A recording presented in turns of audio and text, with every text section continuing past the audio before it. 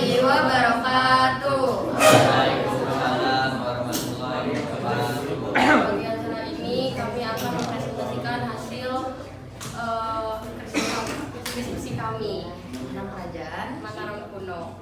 Perkenalkan, nama saya Nisha Fitria Purwanto. Halo Nisha. Perkenalkan, nama saya Keisha Nurul Putri.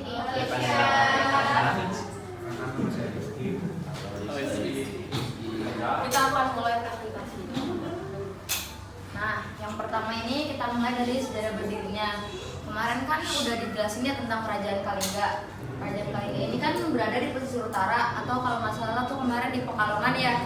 Nah, dia tuh pemimpinnya kan ada Ratu Sima. Ratu Sima ini dia punya anak kan, anaknya laki-laki. Nah, si anaknya ini nikah sama putri dari Kerajaan Galuh. Kerajaan Galuh itu agamanya Hindu, sedangkan Ratu Sima itu Buddha.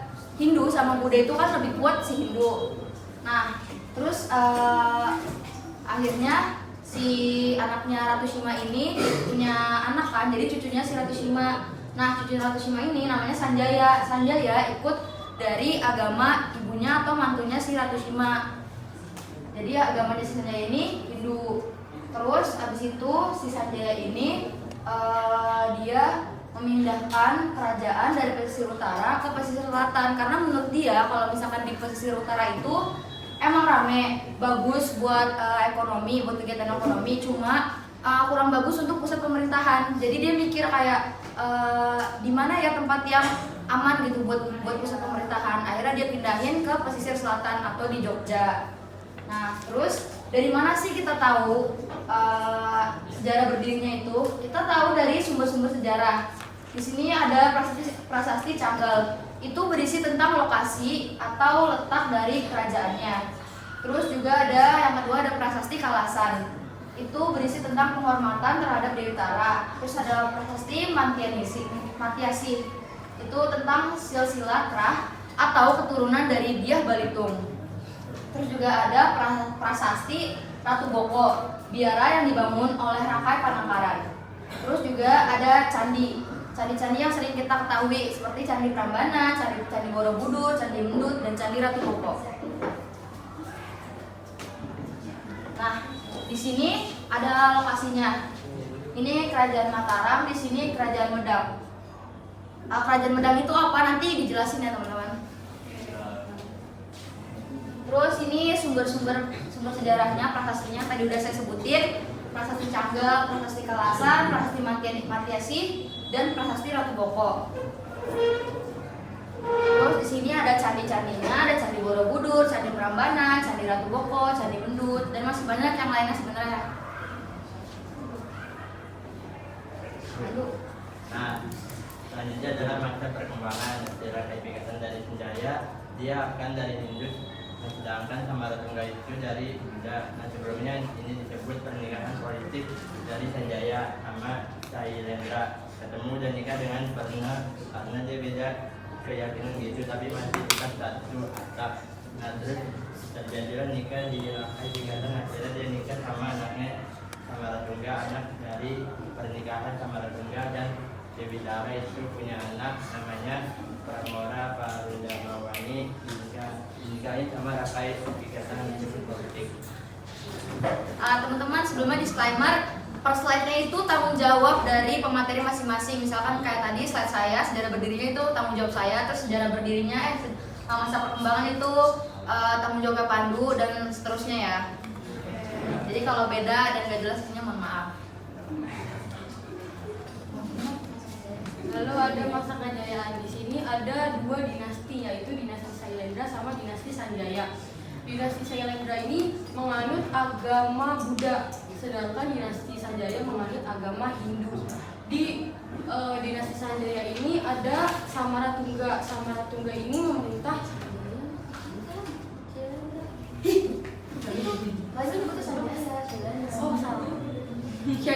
dinasti Sailendra ini ada satu tokoh yang namanya Samaratungga. Samaratungga ini memerintah Mataram kuno pada tahun 802 sampai 804 Masehi. Di masa kejayaannya dia memperluas Mataram kuno. Kuno dalam bentuk perekonomian. Jadi dia di tahun segini, di tahun 2002 sampai 2004 sampai 8040 ini Mataram Kuno punya sumber daya dari sektor pertanian. Jadi dia itu ngejalin kerjasama sama kerajaan-kerajaan lain di negara Asia Tenggara sama India. Lalu dia membangun Candi Borobudur. Saking jayanya dia bisa bikin Candi Borobudur.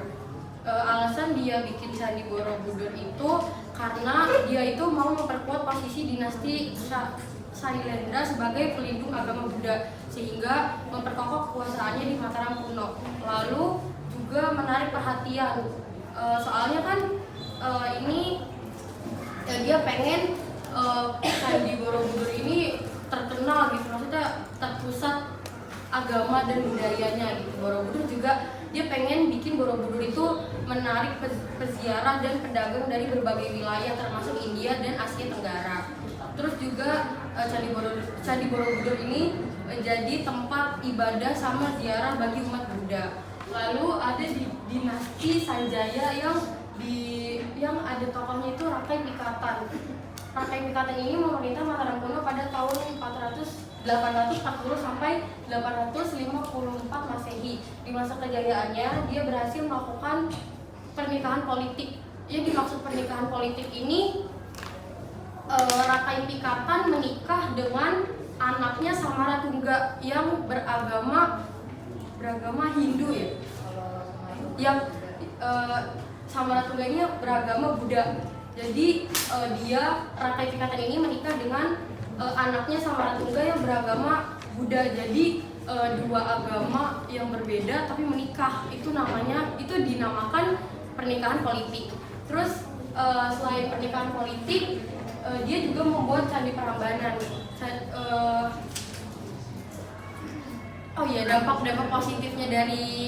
Dampak positif dari pernikahan politik ini tuh menyatukan dua dinasti. Jadi dinasti Shailendra yang beragama Buddha sama dinasti Sanjaya yang beragama Hindu itu pengen disatuin gitu loh.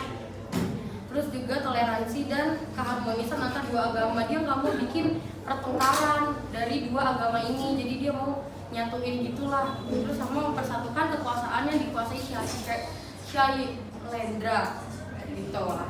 Terus dampak negatifnya itu persaingan internal pihak-pihak setia dinasti Shailendra yang punya sifat jahat setelah Rakai Pikatan berkuasa. Terus ada Candi Prambanan. Rakai Pikatan ini buat Candi Prambanan karena dia pengen bikin simbol bahwa Hindu itu pernah jaya di masa Mataram Kuno. Terus dia juga pengen nyaingin Candi Borobudur yang udah dibuat sama Samaratungga. Terus dia juga mau memperkuat ajaran Hindu di Mataram Kuno dan berbagai bukti bahwa dinasti Sanjaya telah mengalahkan dinasti Shailendra. Selanjutnya ini ada masa peruntuhan Mataram Kuno tuh terjadi atas beberapa penyebab. Yang pertama itu perebutan kekuasaan. Itu terjadi di masa Rakai Pikatan dari dinasti Sanjaya melawan dinasti Shailendra. Perebutan kekuasaan ini memengaruhi keruntuhan kerajaan Mataram Kuno karena konflik internal yang mereka buat itu. Sebelumnya mau dijelasin dulu ini kenapa ada konflik internal antara Balaputra Dewa sama Rakai Pikatan. Jadi tuh kan tadi udah dijelasin ya, Rakai Pikatan sama anaknya Samaratungga itu pernikahan politik. Mereka tuh berbeda dinasti dan mereka tuh menikah. Sebelum-sebelumnya itu nggak pernah ada pernikahan kayak gitu yang berbeda dinasti. Makanya pas ada pernikahan berbeda dinasti tuh Balaputra Dewa atau selaku dari saudaranya si Samaratungga ini kayak dia takut nanti malah Rakai Pikatan yang dapat kekuasaan, bukan si Balaputra Dewa. Akhirnya mereka bertengkar. Terus setelah mereka bertengkar, ternyata yang menang tuh Rakai Pikatan. Akhirnya si Balaputra Dewa itu melarikan diri ke Sriwijaya. Kenapa dia melarikan diri ke Sriwijaya? Karena Mataram kuno sama Sriwijaya itu masih ada hubungan saudara, masih dekat gitu. Jadi si Balaputra Dewa ini dia milih buat larinya tuh ke Sriwijaya gitu. Jadi dinasti ini tuh kayak mereka tuh kayak memperebutkan kekuasaan gitu, kayak takhta gitu. Terus pemecah kekuasaan, jadi kekuasaan mereka tuh jadi terbelah-belah gitu. Jadi kerajaan pusatnya itu menjadi lemah gitu. Nah terus yang kedua itu ada serangan dari kerajaan Sriwijaya. Kenapa sih Sriwijaya ini menyerang kerajaan Mataram kuno? Karena dipicu dendam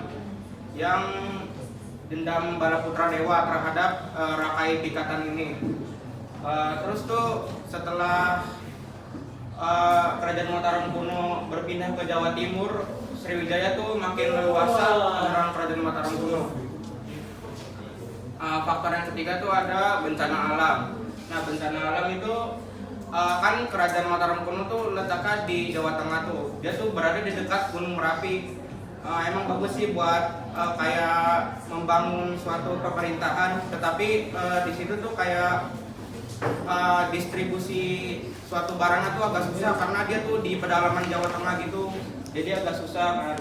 Nah faktor-faktornya juga tuh kayak Gunung Merapinya tuh jadi meletus, jadi Posidi itu memindahkan kerajaan Mataram kuno ke Jawa Timur. Nah di Jawa Timur itu distributornya menjadi lebih gampang lah, karena bisa melewati jalur laut menggunakan perahu gitu.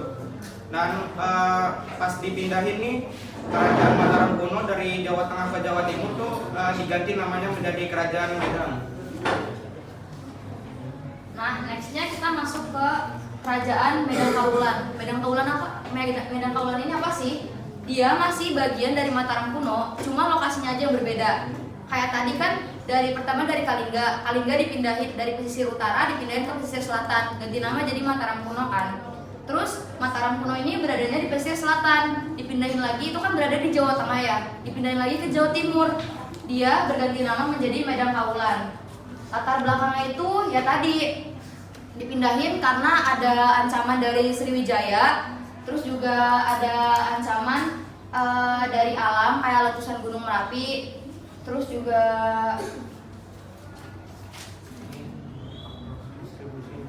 iya faktor-faktor distribusinya gitu. Karena kalau misalkan masih di pesisir selatan itu kan dia pedalaman, jadi buat pendistribusian barang-barang itu rada susah. Mereka harus pakai kuda, mereka harus pakai kuli dulu. Tapi kalau misalkan dipindahin ke Jawa Timur itu dekat sama Sungai Berantas, jadi kalau misalkan untuk distribusi barangnya dia tuh gampang, bisa pakai kapal doang gitu. Terus juga sumber-sumbernya di sini ada prasasti Empu Sindok, yaitu berisi tentang pemindahan kerajaan Mataram kuno ke Jawa Timur dan dinasti Shana. Terus juga ada catatan dinasti Sung, itu berisi tentang serangan Sriwijaya. Terus juga yang terakhir ada kitab Arjuna Wiwaha. Ini tuh karya dari Empu Kanwa.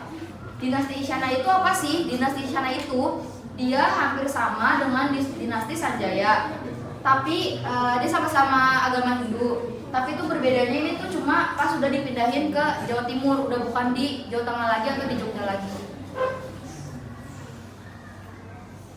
Nah ini ada sumber sejarahnya, ada prasasti Empu Sindok, ada catatan dinasti Sung, ada juga di sini kitab Arjuna Wiwaha.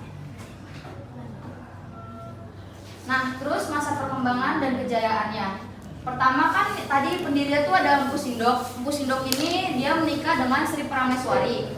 Terus dia punya anak namanya Raja Lokapala. Terus punya anak lagi namanya Makarta Wangsa dan Wardana. Terus dia Makarta Wangsa ini punya anak lagi dua, namanya Dharma Wangsa dan Mahendra Datta.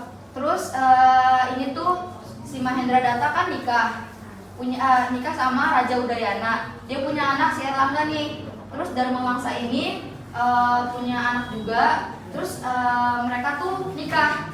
Jadi pernikahan jadi tuh nikah sama bibinya gitu, anak bibinya.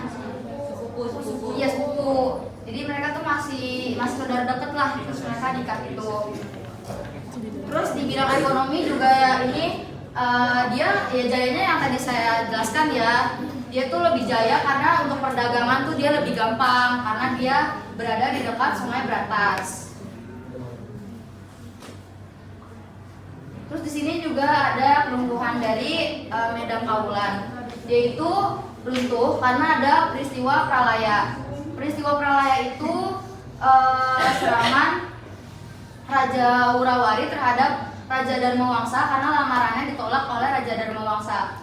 Kan tadi udah dijelasin ya, Raja Dharmawangsa ini punya anak, terus anaknya itu nikah sama anak dari saudaranya gitu, nikah sama sepupunya. Nah terus ada Raja Wurawari, dia tuh sebenarnya udah ngelamar si anaknya Raja Dharmawangsa, tapi itu ditolak.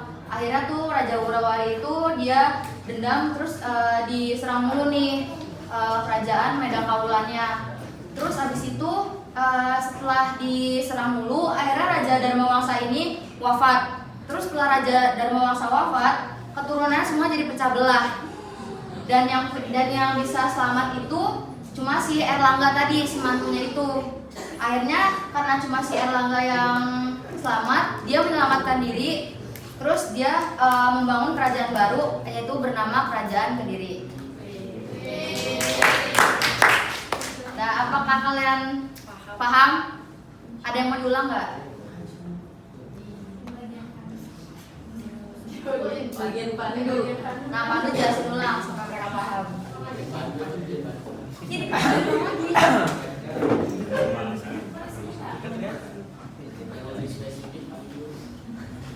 Masa perkembangan sampai kehidupan dari Sindaya itu. Masa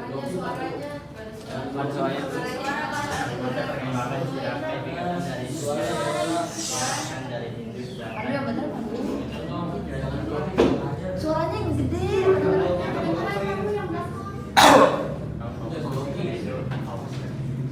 masa perkembangan sampai kegiatan dari sedangkan Samaratungga itu dari Buddha. Nah sebelumnya ini disebut pernikahan politik dari Sanjaya sama Sailendra, ketemu dan nikah dan gak pernah karena dia beda keyakinan gitu, tapi masih tetap satu atap. Nah, terus terjadilah nikah dirakai pikatan, akhirnya dia nikah sama anaknya Samaratungga, anak dari pernikahan Samaratungga dan Dewi Tara. Itu punya anak namanya Ramora Parudamawati, dinikahi sama rakai pikatan disebut politik. Dan Apakah ada pertanyaan? udah langsung aja lah ya ke sesi pertanyaan. Belum belum. Nah, belum Mas. Nah, bukan. Nah, ini nah, sudah sesi tanya jawab dibuka. Ada yang mau nanya nggak? Khalifah mau nanya. Satu dulu lah. Gali mau nanya? Satu. Tiga. 5. 3 dulu kan? Pertama 3 dulu. Iya, maksudnya Udah 3 Jadi siapa Siapa Jepi? aja, Terus Devi. Hani bener nggak? Ya aku nanya. ya udah Hani Hani sama Raffi, Raffi. Raffi. Devi pertanyaan apa? jadi kepada malam putra lari dari lari ke kerajaan Sriwijaya.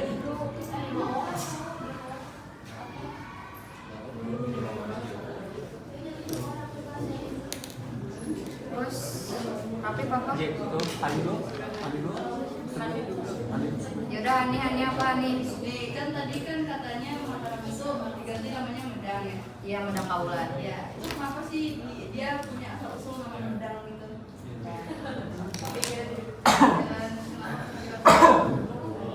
Nanti asal usul nama Medang gitu ya. Jam 8 Kenapa? Coba saya kirim sebelumnya pas kajian yang 2, kajian Adam. Medang. Lewatan. Nah, kenapa asal usul catatan dinasti Sun? Catatan asal usulnya. Asal usul. Asal usul. Yang catatan dinasti Sun.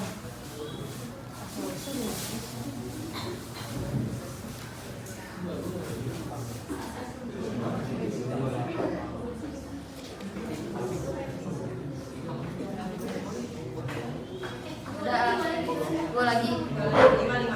Ada yang mau nanya lagi nggak? Ada lagi nggak? Nanya Ada lagi nggak? atau Atau 2, 3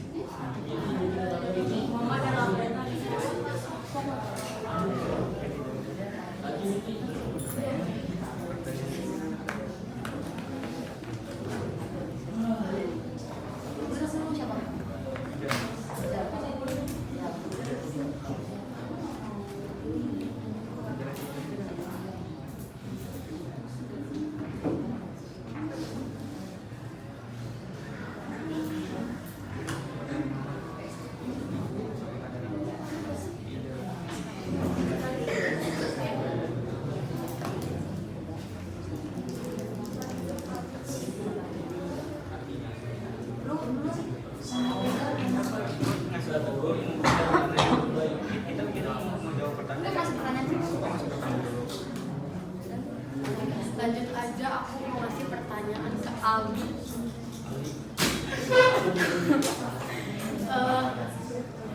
Apa tadi kan kerajaan Kalingga ya, Kalingga itu ada di pesisir utara, terus pindah ke pesisir selatan, namanya Mataram kuno. Kenapa dipindah? Alasannya? Iya, alasannya apa kenapa dipindah? Dari Alasan kediri. dipindahkan dari pesisir utara ke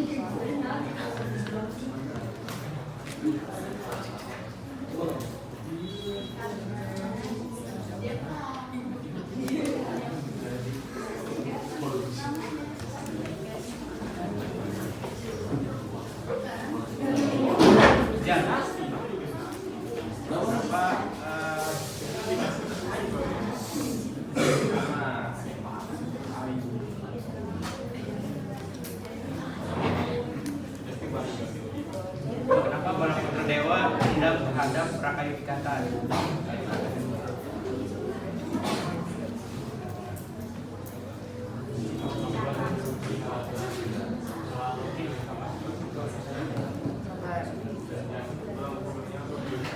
Gua kayaknya jawab pertanyaan Zeki deh.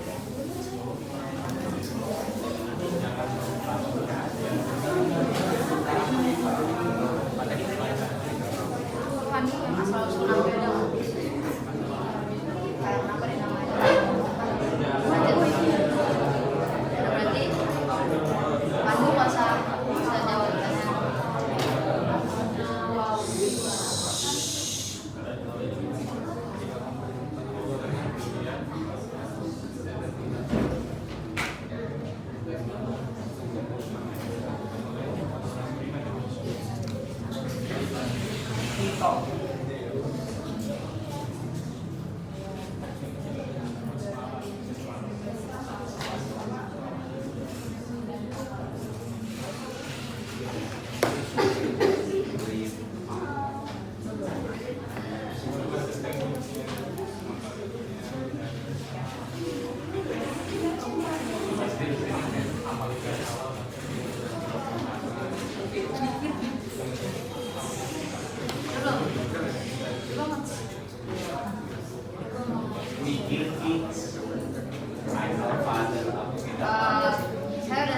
Saya berdiskusi dan saya akan menjawab dari pertanyaan dari Zevi.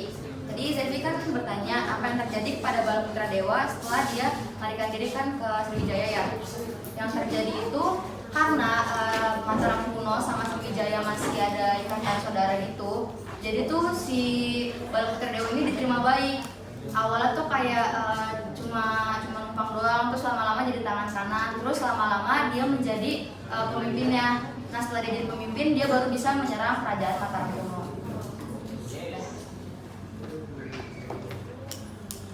Nah, yang kedua saya akan menjawab pertanyaan dari Hani. Itu yang asal usul nama Medang kan? Iya. Nah, asal usul nama Medang itu berasal dari nama pohon yang berada di wilayah tersebut, namanya itu pohon Medang. Pohon tersebut itu yang artinya dikenal keras dan kokoh. Jadi arti nama Medang itu keras dan kokoh, berasal dari pohon.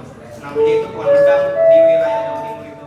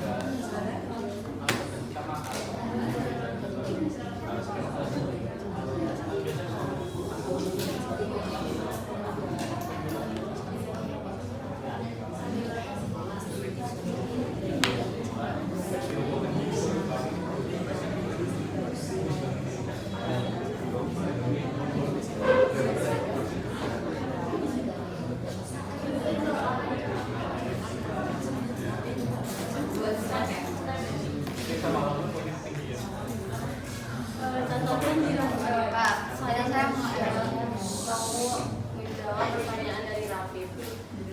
Kita nggak salah tuh catatan dinasti Song. Catatan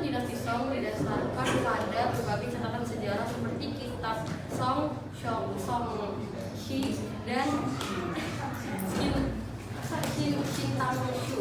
Jadi tuh catatan dinasti Song itu berasal dari orang-orang Cina. Terus dia tuh menjelaskan kayak isi menceritakan tentang ya tentang dinasti tentang kerajaan Medang Kabulan gitulah. Terus selain catatan dinasti Song ini masih ada juga catatan-catatan lain yang dari orang Cina yang menjelaskan tentang kerajaan lain kayak kerajaan Sriwijaya dan lain gitu.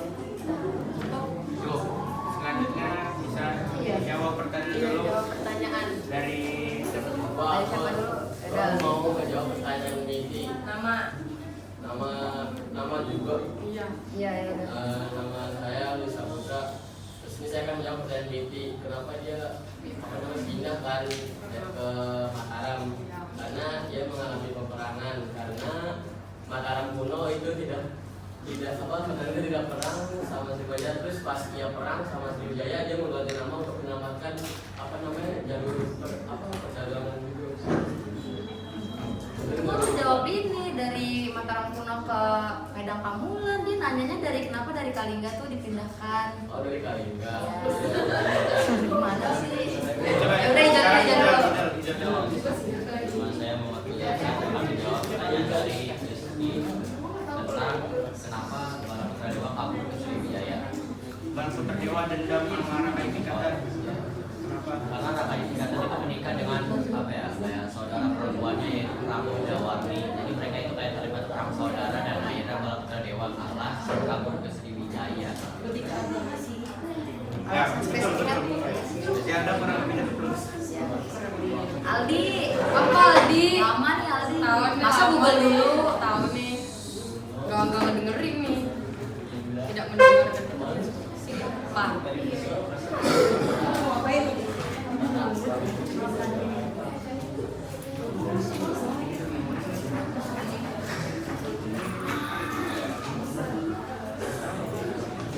Mau ulang pertanyaan itu? Kan tadi udah dijelasin pertama kan, Mataram kuno ini pertama itu dari kerajaan Kalingga. Nah, kerajaan Kalingga ini kan berada di pesisir utara. Terus kenapa harus dipindahin ke pesisir selatan terus diganti nama menjadi Mataram kuno? Oke, sabar.